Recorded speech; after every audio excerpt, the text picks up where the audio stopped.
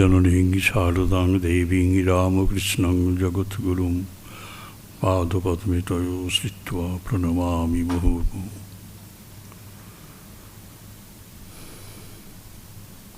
ॐ तव कथामृतं तप्तजीवनं कविभिरीडितं कल्मषापहं श्रवणमङ्गलं श्रीमदाततं भुवि गृह्णन्ति ये भूरिदा जनाः।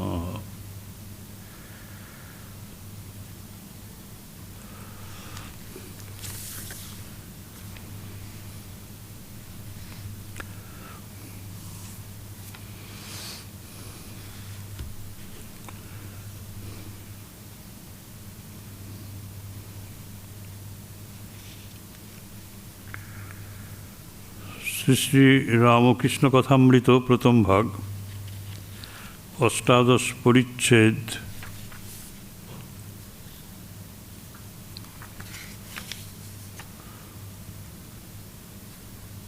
শ্রীরামকৃষ্ণ দক্ষিণেশ্বর মন্দিরে ভক্ত সঙ্গে,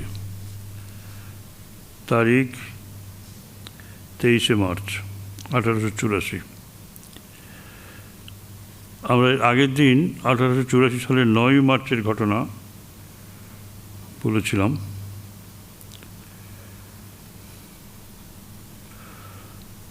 সেখানে নরলীলার সঙ্গে অবতার তত্ত্বের একটা যোগ সাধন উল্লেখ করা হয়েছে। বলছেন ভক্তদের প্রতি, দেখো এই হাতে লাগার দরুন আমার স্বভাব উল্টে গেছে। এখন মানুষের ভিতর ঈশ্বরের বেশি প্রকাশ দেখিয়ে দিচ্ছে, যেন বলছে আমি মানুষের ভেতর রয়েছি, তুমি মানুষ নিয়ে আনন্দ করো। তিনি শুদ্ধ ভক্তের ভেতর বেশি প্রকাশ, তাই নরেন্দ্র রাখাল এদের জন্য এত ব্যাকুল হই। জলাশয়ের কিনারায় ছোট ছোট গর্ত থাকে, সেখানে মাছ কাঁকড়া এসে জমে, তেমনি মানুষের ভিতর ঈশ্বরের প্রকাশ বেশি। সে উদাহরণ দিচ্ছেন, এমন আছে যে শালগ্রাম হতেও বড় মানুষ, নর নারায়ণ। সব কথাবার্তা হয়েছে।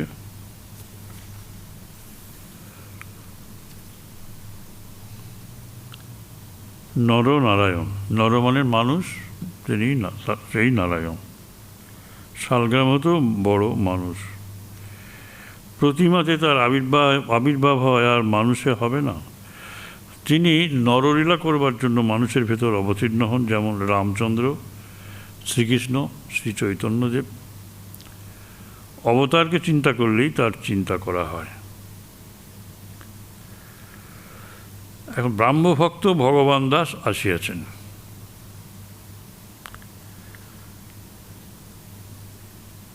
তারা তো অবতার মানলেন না।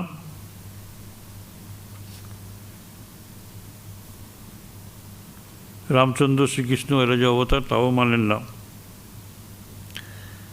তিনি এসব শুনছেন। তো শ্রীরামকৃষ্ণ ভগবান দাসের প্রতি ব্রাহ্মভক্ত, দেখো ঋষিদের ধর্ম সনাতন ধর্ম, অনন্তকাল আছে আর থাকবে। মানে এইসব শুনে তার যদি মনে কোনো বিকার উপস্থিত হয়, সেই জন্য তাকে তার মতো করে বুঝিয়ে দিচ্ছেন, ঋষিদের ধর্ম সনাতন ধর্ম, অনন্তকাল আছে, থাকবে। এই সনাতন ধর্মের ভিতর নিরাকার সাকার সব রকম পুজো আছে, জ্ঞানপথ আছে, ভক্তিপথ সব আছে। অন্যান্য যেসব ধর্ম, আধুনিক ধর্ম, কিছুদিন থাকবে আবার যাবে। স্পষ্ট বলে দিলেন, নামটা করলেন না যে তোমাদের ব্রাহ্মধর্ম কিছুদিন থাকবে আবার যাবে। এটি স্বাভাবিক, কারণ যে জিনিসের উৎপত্তি আছে তার বিনাশ আছে। সেই জন্য সনাতন ধর্মের উৎপত্তি নাই, এর বিনাশ নাই। খ্রিস্টান ধর্ম খ্রিস্টকে অবলম্বন করে বেঁচে আছে, তার উৎপত্তি আছে, খ্রিস্টের আগে ছিল না খ্রিস্টান ধর্ম। সেই জন্যই ঈশাকে অবলম্বন করে ইহুদি ধর্ম বেঁচে আছে। তেমনি যদি কোনো ধর্মের উৎস থাকে তাহলে তার অন্ত আছে, বিনাশ আছে। ঠাকুর শ্রীরামকৃষ্ণ মধ্যাহ্নে সেবার পর রাখাল রাম প্রভৃতি ভক্ত সঙ্গে বসিয়া আছেন। শরীর সম্পূর্ণ সুস্থ নয়, এখনও হাতে বাড় বাঁধা। তো বাড় বাঁধা বুঝি আপনারা জানেন, লতা যে জড়িতে বা একটা কতগুলো বাতা বলি আমরা, বাঁশকে চিড়ে চিড়ে একটা সাইজ করে নেয় যতটুকু লাগে, তা সেটাকে সুন্দর করে যে বেঁধে দেয়, ওটি প্লাস্টারের মতো হয়ে যায়, শক্ত করে বেঁধে দেয়। আজ রবিবার 23শে মার্চ, একাদশী, কৃষ্ণ একাদশী 1884। নিজের অসুখ, কিন্তু ঠাকুর আনন্দের হাট বসাইয়াছেন। দলে দলে ভক্ত আসিতেছেন, সর্বদাই ঈশ্বরের প্রসঙ্গ, আনন্দ, কখনো কীর্তনানন্দ, কখনো বা ঠাকুর সমাধিস্থ হইয়া ব্রহ্মানন্দ ভোগ করিতেছেন। ভক্তেরা অবাক হইয়া দেখে ঠাকুর কথা কহিতেছেন। রামচন্দ্র দত্ত। আর মিত্রের কন্যার সঙ্গে নরেন্দ্রের সম্বন্ধ হচ্ছে, অনেক টাকা দেবে বলেছে।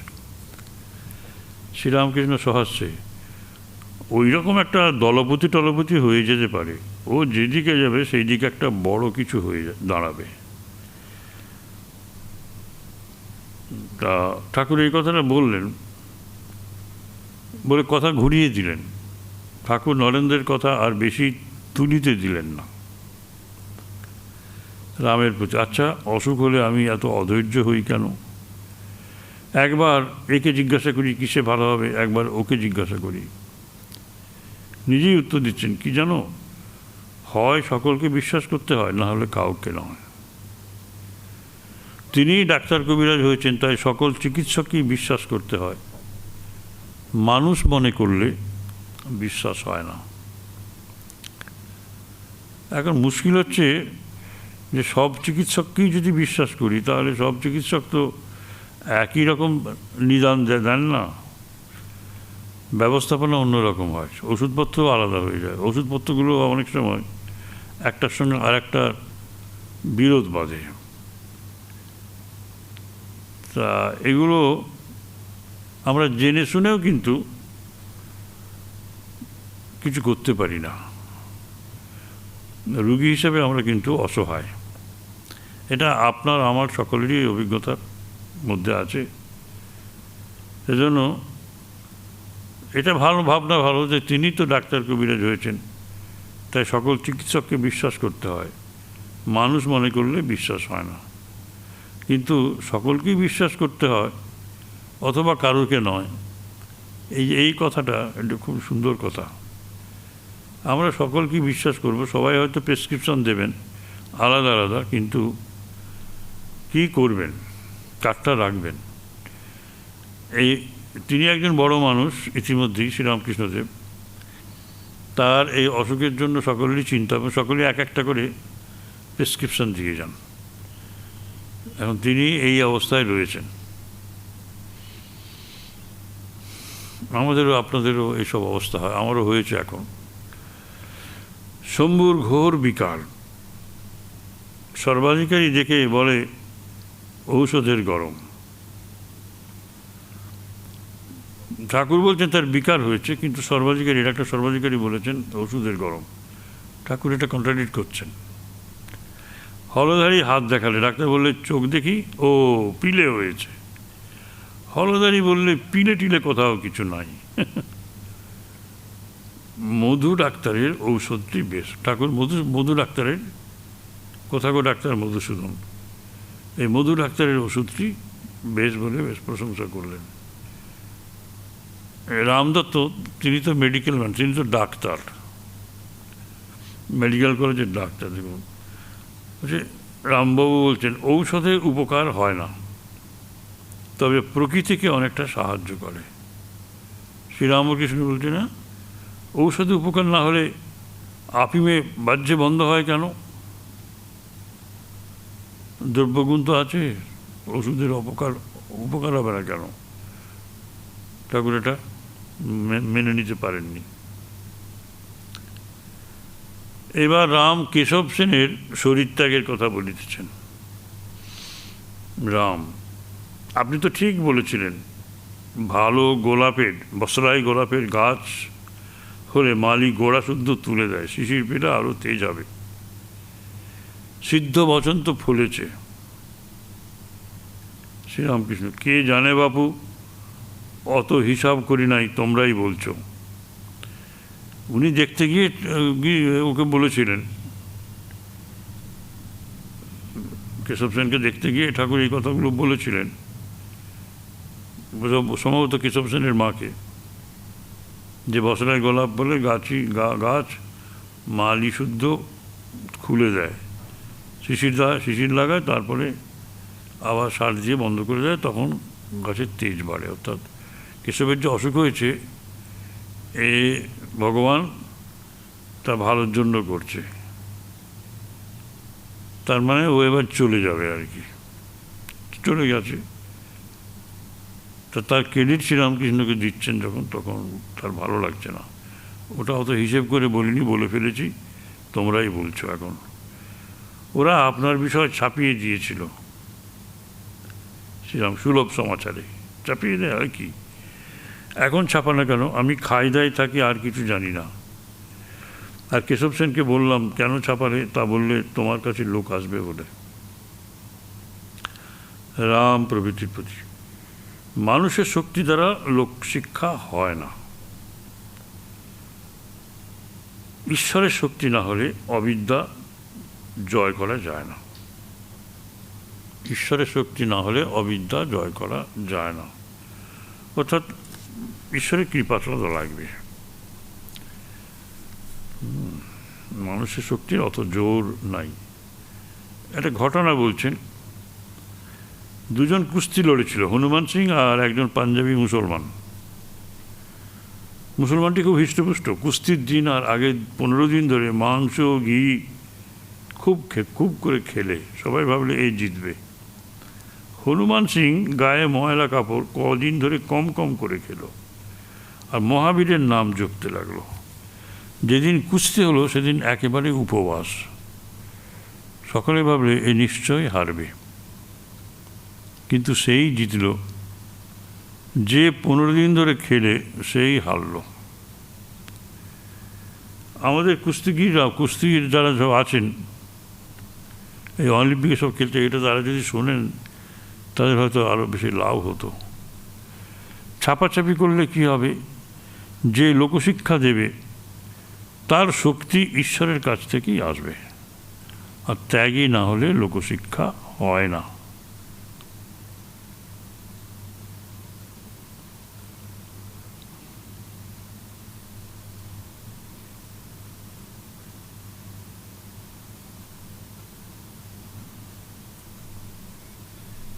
তা এখন লোকশিক্ষা, ত্যাগী না হলে লোকশিক্ষা হয় না।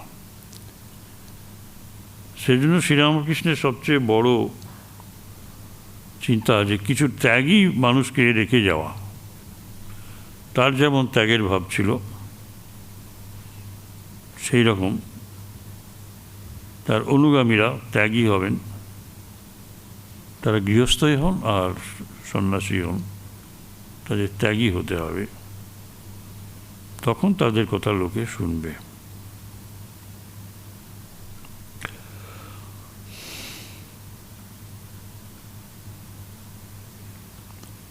তা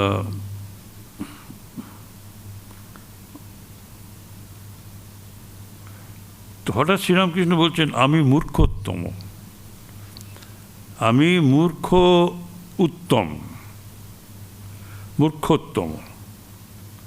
সকলের হাস্য, মানে একেবারে শুদ্ধ বাংলা, সংস্কৃত শব্দ একদম, মূর্খোত্তম।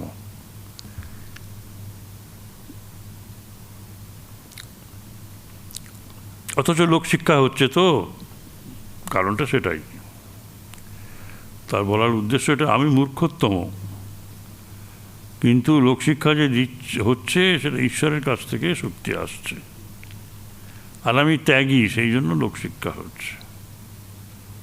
কিন্তু আমি লেখাপড়া জানি না, অত লেখাপড়ার প্রতি এতটা জোর দিলেও খুব বেশি জোর দিলেও যে লোকশিক্ষা হবে তা না, খুব বেশি পড়লে জানলে যে লোকশিক্ষা হবে তা না। তার প্রতি নির্ভরশীল হয়ে, প্রার্থনাপর হয়ে শিক্ষা দিতে হয়। একজন ভক্ত মূর্খোত্তম বলেছেন তো নিজেকে, তাহলে আপনার মুখ থেকে বেদ বেদান্ত এছাড়া কত কি বেরোয় কেন? শ্রীরামকৃষ্ণ কিন্তু একটু হয়েছে বলছেন, ছেলেবেলায় লাহাজের ওখানে, কমলপুকুরে লাহাবাড়ি, সাধুরা সব আসতো, তারা যা পড়তো বুঝতে পারতাম, তবে একটু একটু ফাঁক যায়, সব তো বুঝতাম তা না। কোনো পণ্ডিত এসে যদি সংস্কৃতে কথা কয় তো বুঝতে পারি, কিন্তু নিজে সংস্কৃত কথা কইতে পারি না। ঈশ্বর কৃপা তার জীবনে প্রথম থেকেই ছিল, ছোটবেলা থেকে।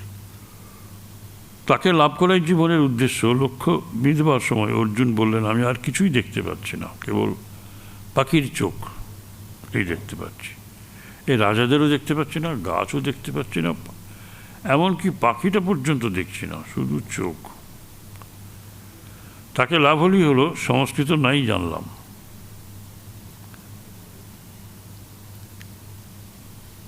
এটা একটা অদ্ভুত কথা। আমরা সংস্কৃত পড়ি শাস্ত্র পড়বার জন্য। ঠাকুর এটা বললেন যে আমি তো পড়িনি কিছু,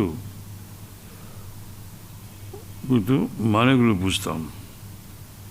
তার কৃপা পণ্ডিত মূর্খ সকল ছেলেরই উপর, যে তাকে পাওয়ার জন্য ব্যাকুল হয় তার উপরই কৃপা আসে। বাপের সকলের উপর সমান স্নেহ, বাবার স্নেহ সবার উপর সমান। বাপের 5টি ছেলে, 2-1জন বাবা বলে ডাকে, আবার কেউ বা বলে ডাকে, কেউ বা পা বলে ডাকে, সবটা উচ্চারণ করতে পারে না। যে বাবা বলে তার উপর কি বাপের বেশি ভালোবাসা হবে? আর যে পা বলে তার চেয়ে? বাবা জানে এরা কচি ছেলে, বাবা ঠিক বলতে পারছে না।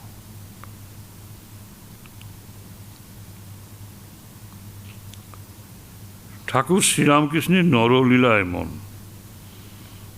একটা হাত ভাঙার পর একটা অবস্থা বদলে যাচ্ছে। এই হাত ভাঙার পর একটা অবস্থা বদলে যাচ্ছে, নরলীলার দিকে মনটা বড় যাচ্ছে। তিনি মানুষ হয়ে খেলা করছেন।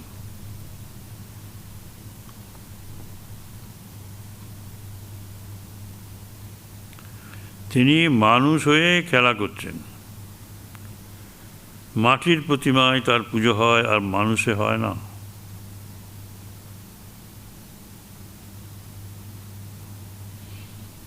এই যে আমরা একটু চারদিকে দেখলেই বুঝতে পারি, মানুষের নামেই তো মন্দির বেশি হয়েছে না? সর্বত্র খুঁজে দেখুন, মন্দিরে দেবতার অধিষ্ঠান, কিন্তু সে দেবতা কিন্তু মানুষ। আমাদের দেবতার মন্দির নেই তা না, 2 রকমের মন্দির আমরা দেখি তো। শিবের মন্দির, বিষ্ণুর মন্দির, কালী মন্দির, মনসা মন্দির, এসব দেখি আমরা।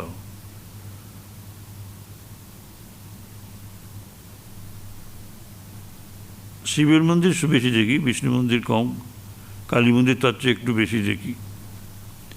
এরা তো সব দেবতা। কিন্তু আর যেসব মন্দির, তারা হচ্ছেন মানুষ, কিন্তু তাদের ভেতরে দেবতার আবির্ভাব ঘটেছে। এই শ্রীরামের মন্দির, শ্রীকৃষ্ণের মন্দির, বুদ্ধের মন্দির, চৈতন্যদেবের মন্দির, শঙ্করাচার্যের মন্দির, যীশুখ্রিস্টের মন্দির, শ্রীরামকৃষ্ণের মন্দির, বিবেকানন্দের মন্দির, মা শারদার মন্দির, আরও কত সব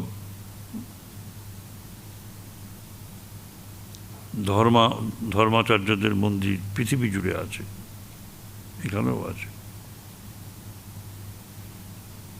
সেজন্যেই এইসব মন্দিরগুলোতে মানুষের ভিতর, নরের ভেতর ভগবানের রূপ প্রকাশিত হয়েছে, তাই তারা পুজো পাচ্ছেন।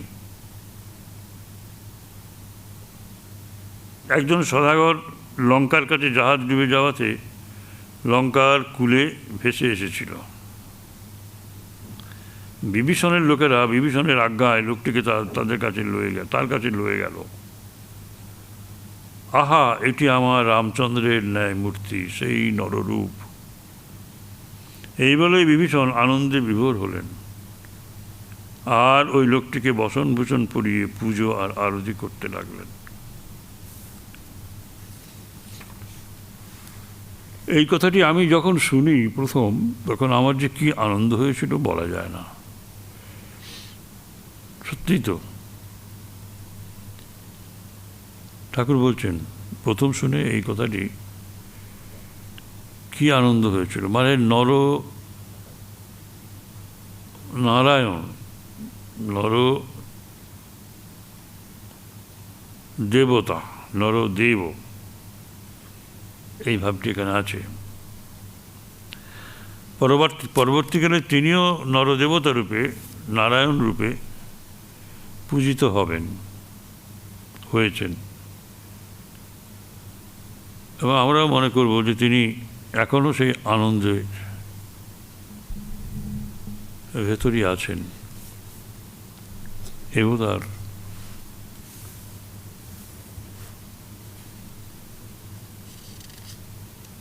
অন্তত তার এই বাণীটি শুনে মনে হচ্ছে এটি তাকেই যেন অনুসরণ করেছে, তার এই বাণীটিকে যেন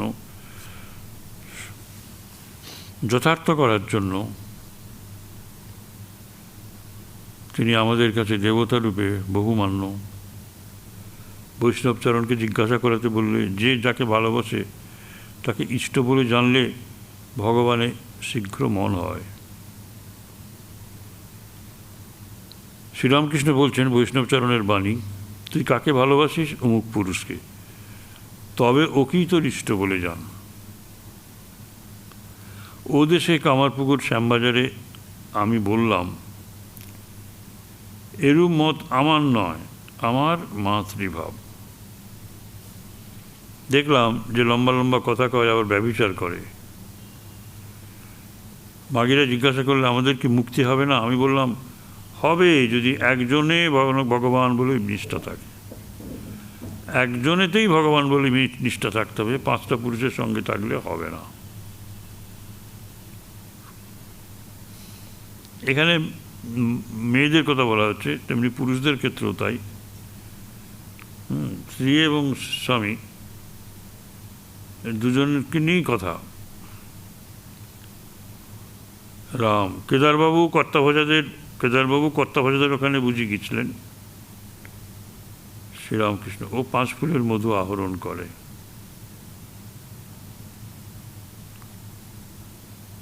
রাম, নিত্যগোপাল প্রভৃতির প্রতি ইনি আমার ইষ্ট। এই 16 আনা বিশ্বাস হলে তাকে লাভ হয়, দর্শন হয়। আগেকার লোকের খুব বিশ্বাস ছিল। হলধারীর বাপের কি বিশ্বাস!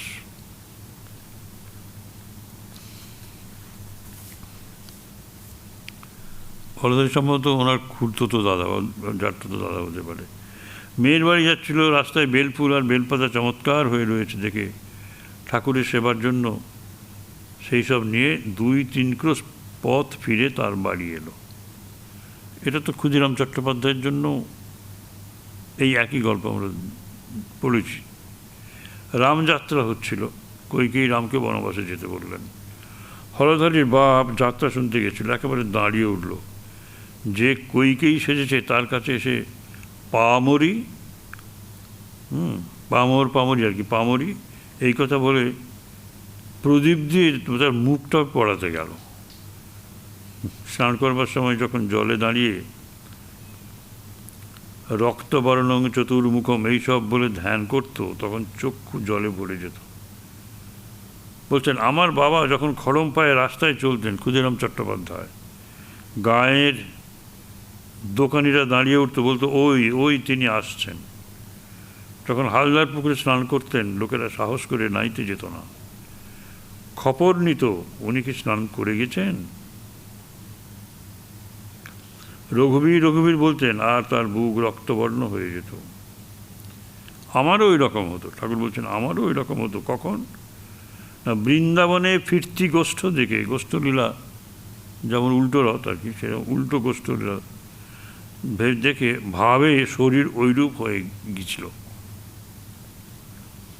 তখনকার লোকের খুব বিশ্বাস ছিল হয়তো কালীরূপে তিনি নাচছেন, সাধক হাততালি দিচ্ছে, এরূপ কোথাও শোনা যায়। দেখুন,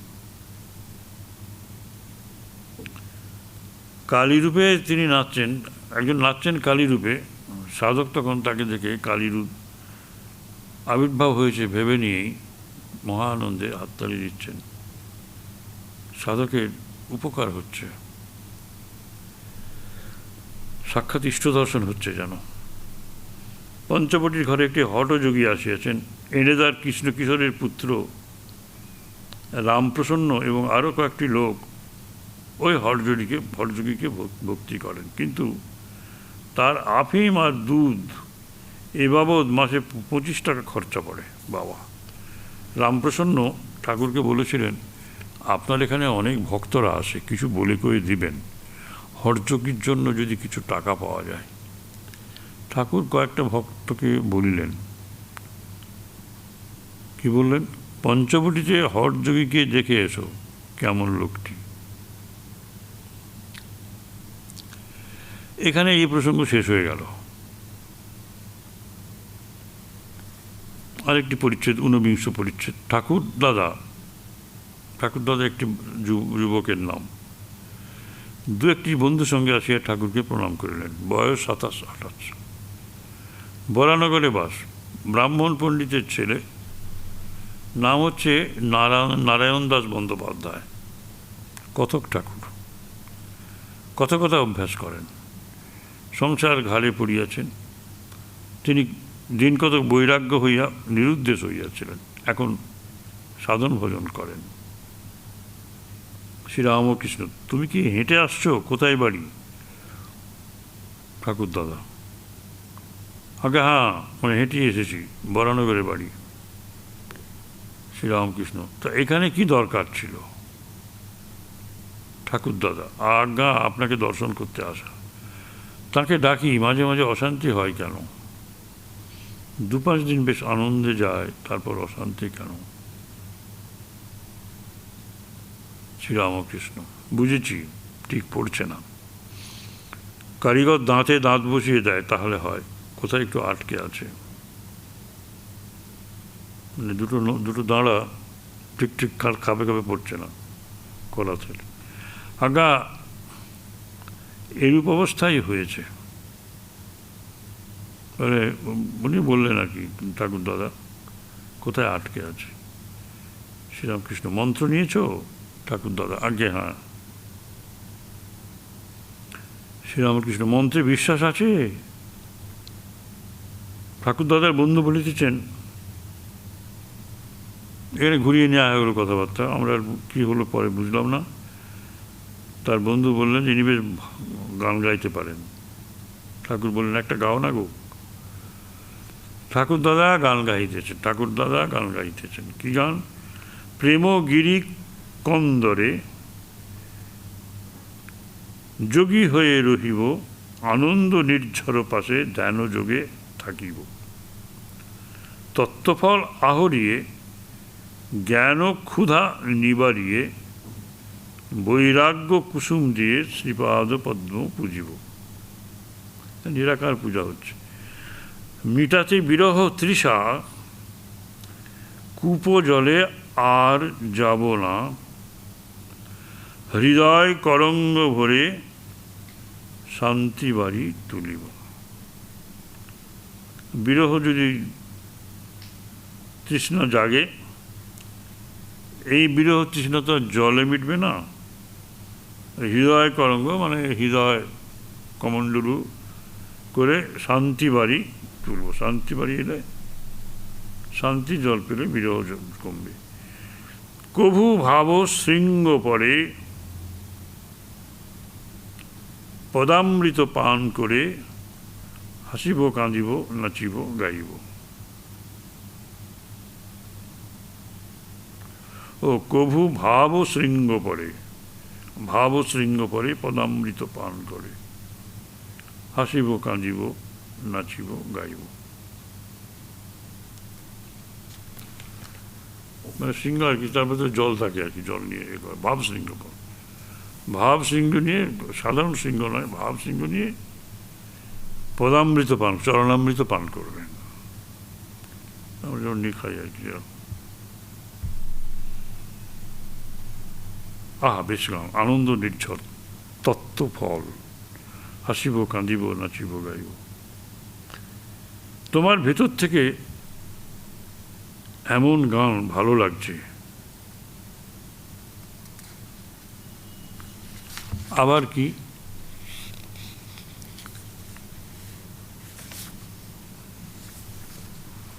যে এমন গান গাইতে পারে তার অশান্তি কেন, সেটাই আর কি বলতো। আবার কি মানে অশান্তি কেন না, সংসারে থাকতে গেলেই সুখ দুঃখ তো আছে, একটু আধটু অশান্তি আছে। তুমি এরকম গান যখন গাও তখন তোমার আর ভয় কি? কাদরের ঘরে থাকলে গায়ে একটু কালি লাগবেই।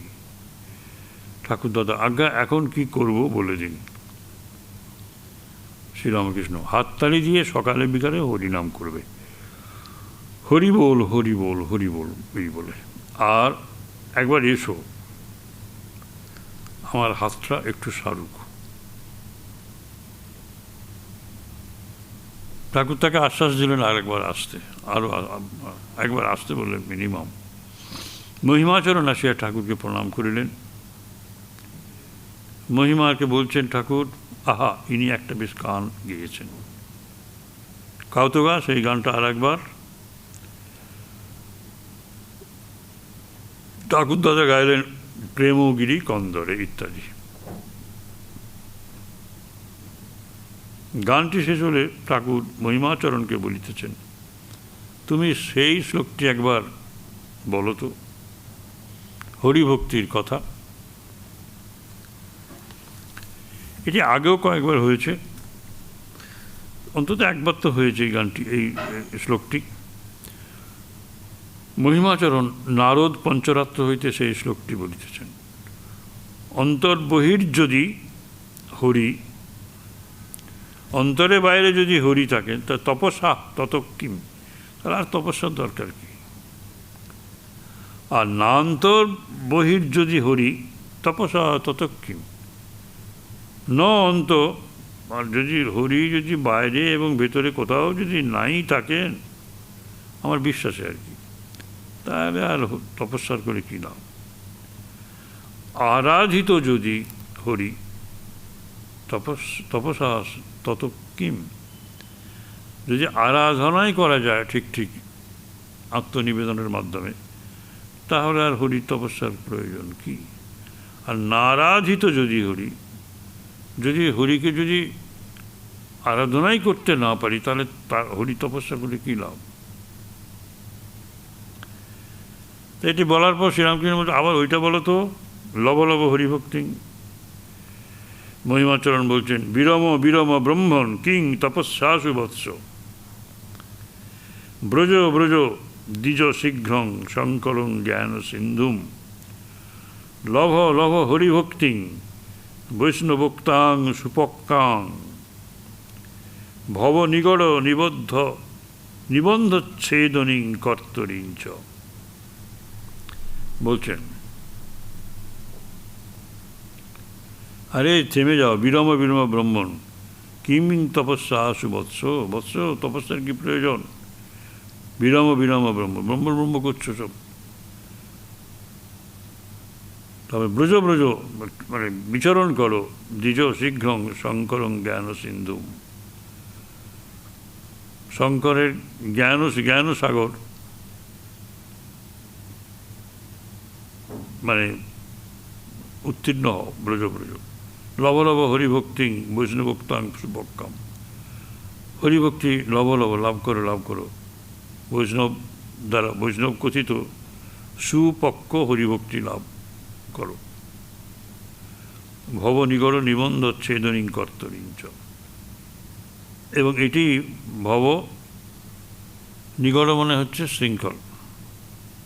এই সংসার নিগড় কারাগার, আচ্ছা সংসার কারাগারের থেকে যে কারাগার যে শেকল, দরজার শেকল, সেটা নিবন্ধ ছেদনিং কর্তরিং। কর্তরি মানে হচ্ছে কাটারি, নিবন্ধ ছেদনিং সংসার জাল ছিন্ন করবার জন্য যে কাটারি, সেই হচ্ছে হরিভক্তি, সুপক্ষ হরিভক্তি। এবং বলছেন ব্রজ ব্রজ দ্বিজ শীঘ্রং শঙ্করম জ্ঞান সিন্ধু।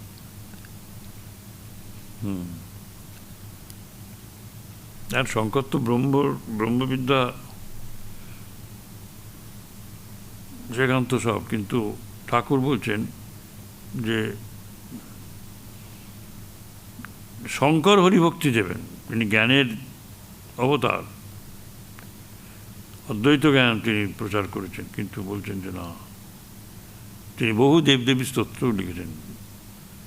যাও যাও, সেই যাও যাও দ্বিজ, শীঘ্র যাও, কোথায় যাও? শঙ্কর জ্ঞান সিন্ধু, শঙ্কর জ্ঞান সিন্ধু যে শঙ্কর, সেখানে যাও, সেখানেই তিনি জ্ঞান সিন্ধু, জ্ঞানের সাগর ঠিক, কিন্তু সেখানে ভক্তি দেবেন তোমাকে। ঠাকুর বলছেন শঙ্কর গৌরী ভক্তি দেবেন, জিজ্ঞাসা চিহ্ন না, সোজা মহিমা আচরণ, পাশমুক্ত সদাশিব, পাশমুক্ত বন্ধন মুক্ত সদাশিব শঙ্কর। শ্রীরামকৃষ্ণ লজ্জা ঘৃণা ভয় সংকট এসব পাস, কি বলো? হ্যাঁ, গোপন করবার ইচ্ছা, প্রশংসায় কুণ্ঠিত হওয়া, সব শ্রীরামকৃষ্ণ। জ্ঞানের দুটি লক্ষণ, প্রথম কুটস্থ বুদ্ধি, হাজার দুঃখ কষ্ট বিপদ বিঘ্ন হোক নির্বিকার। কুটস্থ মানে এক জায়গায় বসে থাকে, টলাতে পারে না, যেমন কামার সারের লোহা, যার উপর হাতুড়ি দিয়ে পেটে। আর দ্বিতীয় হচ্ছে পুরুষকার,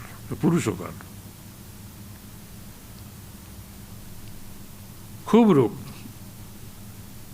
কাম ক্রোধে আমার অনিষ্ট হচ্ছে, তো একেবারে ত্যাগ। কচ্ছপ যদি হাত পা ভেতরে সাঁত করে, চারখানা করে কাটলেও আর বার করবে না।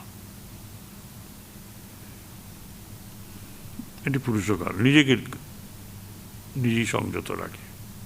আর ওখানে একটু কৃপার ব্যাপার আছে, ঈশ্বরের প্রতি নির্ভরশীল। ঠাকুর দাদার প্রতি দেখো, বৈরাগ্য দুই প্রকার।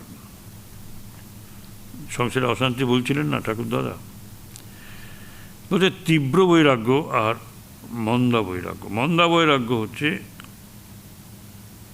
এরকম ঢিমে তেতলা হবে।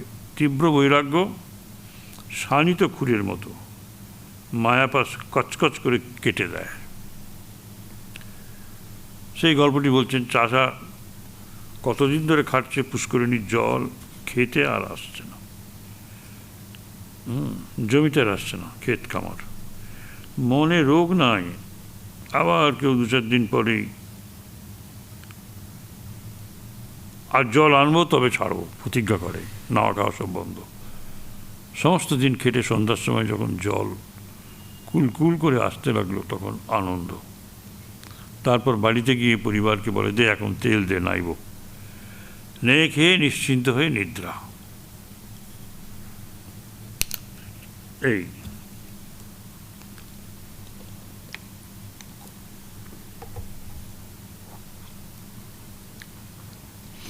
একজনের পরিবার বললে, অমুক লোকের ভারী বৈরাগ্য হয়েছে, তোমার কিছু হলো না। যার বৈরাগ্য হয়েছে সে লোকটির 16 জন স্ত্রী এক এক করে তাদের ত্যাগ করেছে।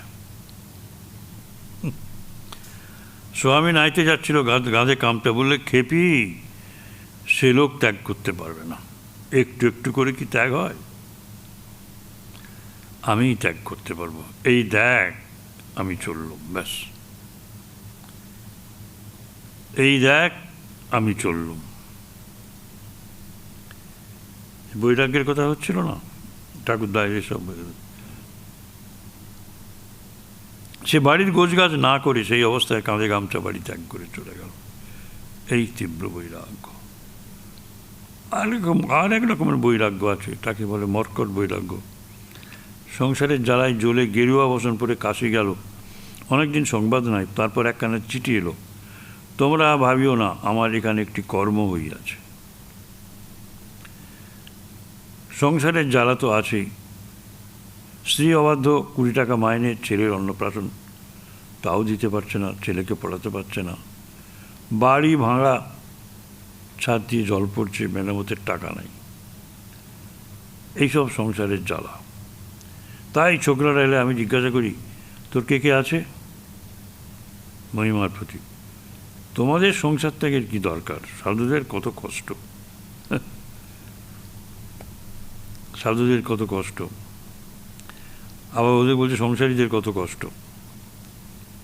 ছেলেকে পড়াতে পারছে না, অন্নপ্রাশন হচ্ছে না, বাড়ি ভাঙা, ছাদ দিয়ে জল পড়ছে, মেরামতের টাকা নাই, স্ত্রী অবাধ্য, 20 টাকা মাইনে। এতগুলো কথা একসাথে বলে ফেললেন, সংসারীদের কষ্টের কথা বললেন। তা বলছেন, ভাবলেন হয়তো ডোজটা বেশি হয়ে গেছে, সেজন্য বলেন সংসারকে ঘৃণা করছেন, সেটা ভাবছেন। তো না না, তোমাদের সংসার ত্যাগের কি দরকার? সাধুদের কত কষ্ট দেখ। একজনের পরিবার বললে, তুমি সংসার ত্যাগ করবে কেন? 8 ঘর ঘুরে ঘুরে ভিক্ষা করতে হবে, তার চেয়ে 1 ঘরে খাচ্ছ, খাওয়া পাচ্ছ, এই তো বেশ। সদাব্রত খুঁজে খুঁজে সাধু 3 ক্রোশ রাস্তা থেকে দূরে গিয়ে পড়ে। দেখেছি জগন্নাথ দর্শন করে সোজা পথ দিয়ে সাধু আসছে, সদাব্রতের জন্য তার সোজা পথ ছেড়ে দিতে হয়।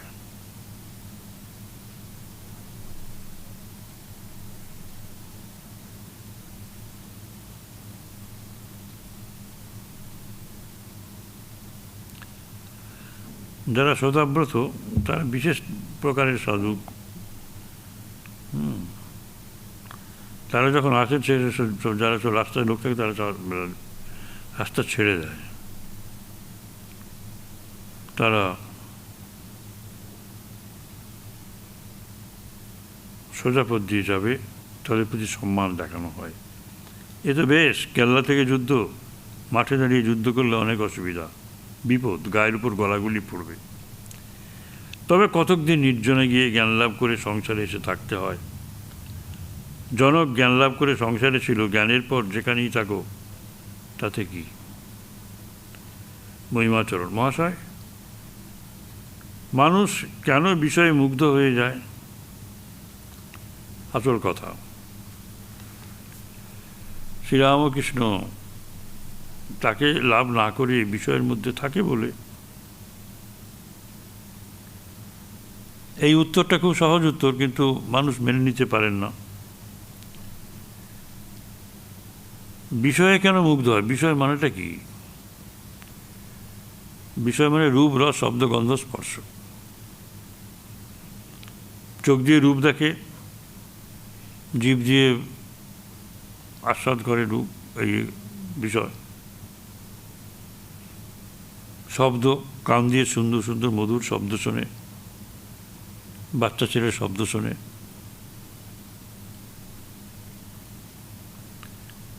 তারা আদো বলে ডাকে, খুব ভালো লাগে। তারাই যখন গালাগালি দেয় বড় হয়ে, তখন সেটি বলতেন আর কি, মোহগ্রস্ত হয়ে পড়েন। মানুষ কেন বিষয়ে মুগ্ধ হয়ে যায়? মুগ্ধ হয়ে যায় মানে কি? মোহগ্রস্ত হয়, তাকে লাভ না করে বিষয়ের মধ্যে থাকে বলে। তাকে লাভ করলে আর মুগ্ধ হয় না। বাদুলে পোকা যদি একবার আলো দেখতে পায়, তাহলে আর তার অন্ধকার ভালো লাগে না, সে মরবার জন্য ছোটে, ওখানে মরবেই। তাকে পেতে গেলে বীর্য ধারণ করতে হয়, সুখদেবজি ঊর্ধ্বরেতা, আর আছে ধৈর্য রেতা। 12 বছর ধৈর্য রেতা হলে বিশেষ শক্তি জন্মায়, এতে ভেতরে একটি নূতন নারী হয়, তার নাম মেধা নারী। সে নারী হলে সব স্মরণ থাকে, সব জানতে পারে।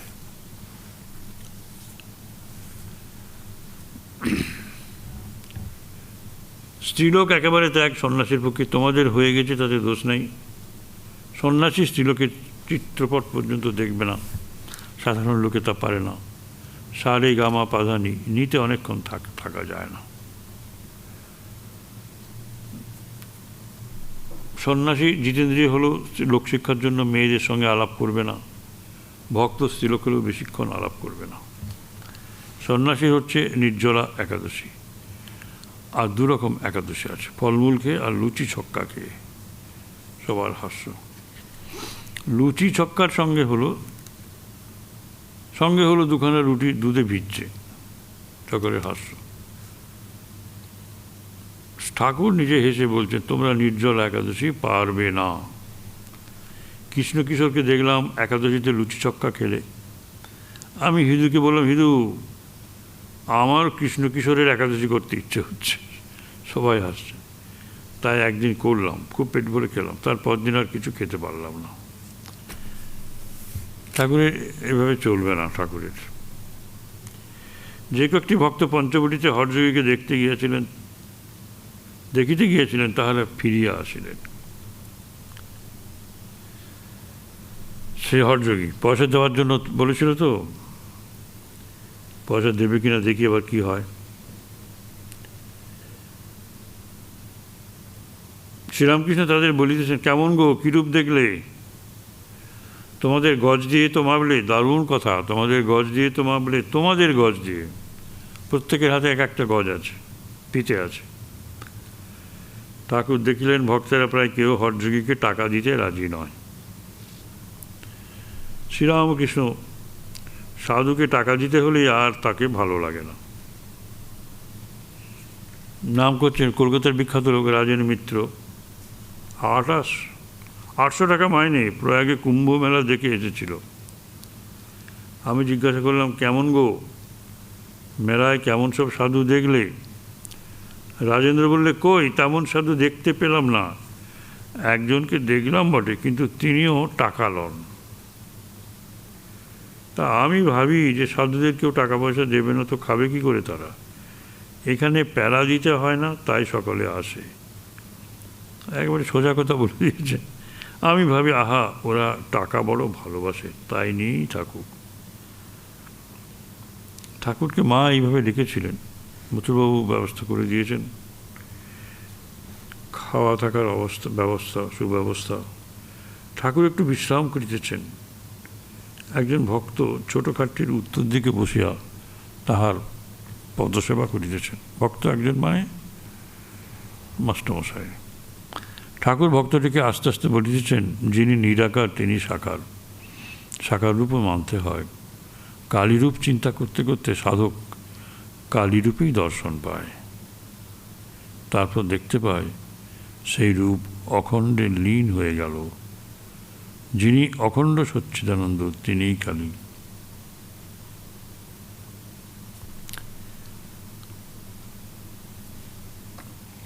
এই যে ঠাকুর হঠাৎ বলে ফেললেন, কিন্তু এটা অদ্ভুত কথা। কিন্তু যিনি নিরাকার তিনিই সাকার, কালীরূপ চিন্তা করতে করতে সাধক কালীরূপেই দর্শন পায়। তারপর দেখতে পায় যে সেই রূপ অখণ্ডে লীন হয়ে গেল, নিরাকার হয়ে গেল। ঠাকুর এটা হয়েছিল, সেজন্য বললেন। আর ঠাকুরের যখন হয়েছে তখন তিনি ভেবে নিয়েছেন যে সকলেরই হবে, এটি স্বাভাবিক। যিনি অখণ্ড সচ্চিদানন্দ তিনিই কালী। মহিমার পাণ্ডিত্য। মহিমার পাণ্ডিত্য। মনীষেন, অধর ও মিটিং মানে MEETING। ঠাকুর পশ্চিমের গোল বারান্দায় মহিমা প্রভৃতির সহিত হঠযোগীর কথা কইতেছেন। রামপ্রসন্ন ভক্ত কৃষ্ণকিশোরের পুত্র, তাই ঠাকুর তাহাকে স্নেহ করেন। শ্রীরামকৃষ্ণ, রামপ্রসন্ন কেবল ওই রকম করে হো হো করে বেড়ায়। সেদিন এখানে সে বলল, একটু কথা কবে না? প্রাণায়াম করে নাক টিপে বসে রইল। খেতে দিলাম, তা খেলে না। আরেকদিন ডেকে বসালুম, তা পায়ের উপর পা দিয়ে বসলো, কাপ্তানের দিকে পাটা দিয়ে। ওর মার দুঃখ দেখে কাঁদি। কৃষ্ণকিশোর এত ভালো লোক, তার ছেলের এই অবস্থা দেখে ঠাকুরের দুঃখ হচ্ছে। কৃষ্ণকিশোরের স্ত্রীর দুঃখ দেখে তিনি কাঁদছেন মহিমার প্রতি। ওই হঠযোগীর কথা তোমায় বলতে বলেছে, 6.5 আনা দিন খরচ, এদিকে আবার নিজে বলবে না। মহিমা, বললে শোনে কে? ঠাকুরের হাস্য। ও নিজে চাইলে তো দেবে না, সবাই জানে। ঠাকুর ঘরের মধ্যে এসে নিজের আসনে বসে আছেন। শ্রীযুক্ত মণি সেন এই পেনেটিতে, পানিহাটিতে আর কি, ঠাকুর বাড়িয়ে দেন। দু একটি বন্ধু সঙ্গে আসিয়াছেন ও ঠাকুরের হাত ভাঙা সম্বন্ধে জিজ্ঞাসা পড়া করিতেছেন, কারণ তাদের সঙ্গীদের মধ্যে একজন ডাক্তার আছে। ঠাকুর ডাক্তার প্রতাপ মজুমদারের ঔষধ সেবন করিতেছেন। এই ডাক্তার প্রতাপ মজুমদার হচ্ছেন সেই দিলীপ কী বলে ডিএল রায়, দ্বিজেন্দ্রলাল রায়ের শ্বশুরমশাই। আর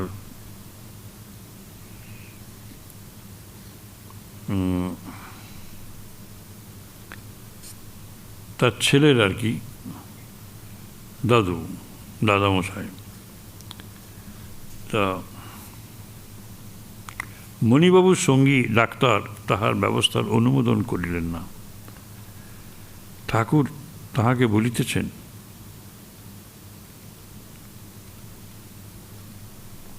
সে প্রতাপ মজুমদার, সে তো বোকা নয়, তা তুমি অমন কথা বলছো কেন? এইরকম হচ্ছে ডাক্তারদের নিয়ে। আরেকজন ডাক্তারের প্রেসক্রিপশন এই ডাক্তার পছন্দ করেন না। এমন সময় লাটু উচ্চস্বরে বলিতেছেন, শিশি পড়ে ভেঙে গেছে। ডাক্তার এসে ওষুধের শিশি ভেঙে গেছে। মণি সেন হঠযোগীর কথা শুনিয়া বলিতেছেন, হঠযোগী কাকে বলে? হট মানে তো গরম, এই চটি হট। মণি সেনের ডাক্তার সম্বন্ধে ঠাকুর ভক্তদের পরে বলিলেন, ওকে জানি, যদু মল্লিককে বলেছিলাম এ ডাক্তার তোমার ওলম্বাকুল, অমুক ডাক্তারের চেয়েও মোটা বুদ্ধি। কিন্তু তাকে কিছু বললেন না, শুধু বললেন যে সে তো প্রতাপ তো বোকা নয়, তা তুমি অমন কথা বলছো কেন? ব্যাস। এই ডাক্তারদের নিয়ে এইসব আছে, আমাদের অভিজ্ঞতাও শেষ নেই। এখনও সন্ধ্যা হয় নাই, ঠাকুর নিজের আসনে বসিয়া মাস্টারের সহিত কথা কহিতেছেন। এই যে বললাম প্রতাপ মজুমদার কিন্তু হোমিওপ্যাথির ওষুধের নিলেন। দিলীপ রায় হচ্ছে ডিএন রায়ের ছেলে। এই প্রতাপ মজুমদার ও দাদামশাই। প্রতাপ মজুমদারের স্ত্রী মানে দিলীপ রায়ের দিদিমা ওই দিলীপবাবুকে নিয়ে কোথায় গেছিলেন? ব্রহ্মানন্দজির কাছে গেছিলেন। উনি বিদেশ যাবেন, সুরক্ষা আছে কিনা, এটা আছে। তিনি বললেন, ব্রহ্মানন্দজি বললেন ডাকাল মহারাজ, যে না, ওর ভেতরে সুরক্ষা চক্র আছে, বলয়ের মধ্যে আছে, কোনো ক্ষতি হবে না। মা ওকে দেখছেন, সেটা বলেছিলেন। তা এই প্রতাপ মজুমদার কিন্তু ওই ব্রাহ্ম প্রতাপ মজুমদার নয়, এই ভুলটা করবেন না। এই ডাক্তার, ঠাকুরের ডাক্তার, হোমিওপ্যাথি ডাক্তার।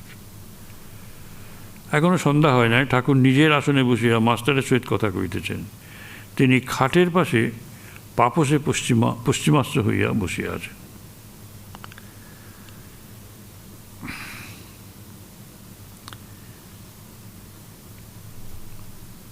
দেখুন মাস্টারমশাই কত নিরভিমান, তিনি পাপসে বসে আছেন। ওই পাপসে সকলের পায়ে ধুলো পড়ে, তো ঠাকুরেরও পড়ে, সেই জন্য পাপসে বসে আছেন, আসনে বসেননি। ওই পাপসই আসন, সর্বশ্রেষ্ঠ আসন।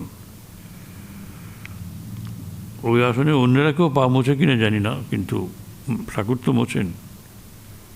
ঠাকুরের ব্যবহৃত পাপসে তিনি বসে আছেন।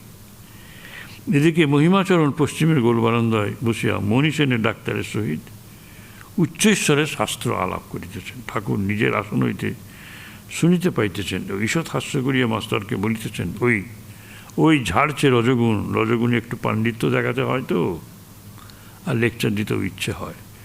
সত্যগুণে অন্তর্মুখ হয় আর গোপন। মহিমাচরণের ভাব বলে দিচ্ছে। কিন্তু খুব লোক ঈশ্বরের কথায় এত উল্লাস। অধর আসিয়া প্রণাম করিলেন মাস্টারের পাশে। অধর সেন, ডেপুটি ম্যাজিস্ট্রেট, বঙ্কিমচন্দ্রের বন্ধু, বয়ঃক্রম 30। অনেক দিন ধরিয়া সারাদিন অফিসের পরিশ্রমের পর ঠাকুরের কাছে প্রায় প্রত্যহ সন্ধ্যার পর আসেন। তার বাড়ি শোভাবজর বেনেটোলায়। অধর কয়েকদিন আসেন নাই। কি গো, এতদিন আসো নাই কেন? আজ্ঞা, অনেকগুলো কাজ পড়ে গেছিল। স্কুলের দরুন সভা আর মিটিংয়ে যেতে হয়েছিল। মিটিং, স্কুল, এসবলে একেবারে ভুলে গেছিলে? অধর বিনীতভাবে, আজ্ঞা, সব চাপা পড়েছিল। আপনার হাতটা কেমন আছে? এই দেখো, এখনো সারে নাই। প্রতাপের ঔষধ খাচ্ছিলাম। কিয়ৎক্ষণ পরে ঠাকুর হঠাৎ অধরকে বলিতেছেন, দেখো, এসব অনিত্য। মিটিং, স্কুল, অফিস, এসব অনিত্য। ঈশ্বরই বস্তু আর সব অবস্তু। সব মন দিয়ে তাকেই আরাধনা করা উচিত। ঠাকুর এর বাড়ি গেছিলেন। সঙ্গে ছিলেন বঙ্কিমচন্দ্র এবং আরও 8 জন ডেপুটি ম্যাজিস্ট্রেট, ঠাকুরকে পরীক্ষা করার জন্য। সেটা পরিশিষ্ট আছে 2য় ভলুমে। অধর চুপ করিয়া আছেন। ঈশ্বরই বস্তু আর সব অবস্তু।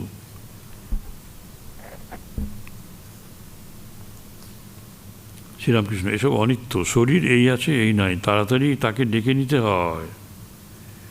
এই যে কথাগুলি বললেন, মাস্টারমশাই ফুটনোটে লিখছেন যে অধর কয়েক মাস পরই দেহত্যাগ করিলেন। তা একটু সাবধান করে দিচ্ছেন, তাড়াতাড়ি তাকে ডেকে নিতে হয়। শরীর এই আছে, এই নাই। তোমাদের সব ত্যাগ করবার দরকার নাই। কচ্ছপের মতো সংসারে থাকো। কচ্ছপ নিজে জলে চলে বেড়ায় আর ডিম আড়াতে রাখে। সব মনটা তার ডিম যেখানে সেখানে পড়ে থাকে। কাপ্তেনের বেশ স্বভাব। যখন পুজো করতে বসে ঠিক একটি ঋষির মতো। এদিকে কর্পূরের আরতি, সুন্দর স্তব পাঠ করে।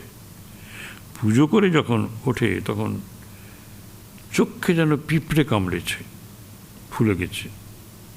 আর সর্বদা গীতা, ভাগবত এসব পাঠ করে। আমি 2-1টা ইংরেজি কথা কয়েছিলাম, তা রাগ করলে বলে, ইংরেজি পড়া লোক ভ্রষ্টাচারী। ঠাকুর 2-1টা ইংরেজি কথা বলেছিলেন, কয়েছিলেন। অদ্ভুত কথা। ঠাকুর ইংরেজি কথা বলেছিলেন, তাতে ক্যাপ্টেন খেপে গেছিলেন। ইংরেজি পড়া লোকদের ভ্রষ্টাচারী, ইংরেজি পড়া লোক ভ্রষ্টাচারী। কিয়ৎক্ষণ পর অধর অতি বিনীতভাবে বলিতেছেন, আপনার আমাদের বাড়িতে অনেকদিন যাওয়া হয় নাই। বৈঠকখানা ঘরে গন্ধ হয়েছিল, আর সব যেন অন্ধকার। ভক্তের এই কথা শুনিয়া ঠাকুরের স্নেহসাগর যেন উথলিয়া উঠিল। তিনি হঠাৎ দণ্ডায়মান হইয়া অধর এবং মাস্টারের মস্তকে হৃদয় স্পর্শ করিয়া আশীর্বাদ করিলেন।